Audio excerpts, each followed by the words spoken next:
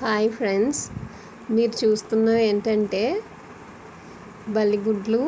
అదే మనం చిన్నప్పుడు తినేవాళ్ళం కదా, డబ్బాల్లో వచ్చేవి, 5 రూపాయలు డబ్బాల్లో కట్టాను. అవి ఇవన్నమాట బల్లిగుడ్లు. ఇవేమో సోంపు. ఇప్పుడు ఎక్కువగా చిన్నవాళ్ళకైనా పెద్దవాళ్ళకైనా గ్యాస్ ప్రాబ్లం ఎక్కువైపోయింది. గ్యాస్ట్రిక్ అంటున్నారు ఎవరైనా సరే, చిన్నపిల్లలైనా పెద్దవాళ్ళైనా అదే ప్రాబ్లంతో బాధపడుతున్నారు. కాబట్టి మనం ట్యాబ్లెట్లకి అలవాటు పడకుండా ఇవి భోజనం అయిన తర్వాత ఒక స్పూను లేదా 2 స్పూన్లు తక్కువ కాకుండా తిన్నట్లయితే ఖచ్చితంగా గ్యాస్ నొప్పి తగ్గుతుంది. అలాగే నీసు మసాలా కూరలు తిన్నప్పుడు, మసాలా కర్రీస్ గట్రా తిన్నప్పుడు నోరు వాసన రాకుండా కూడా ఉంటుంది. మనకి 2 రకాలుగా ఉపయోగపడుతుంది ఇది. మరి మీరు కూడా ఇవి ట్రై చేస్తారని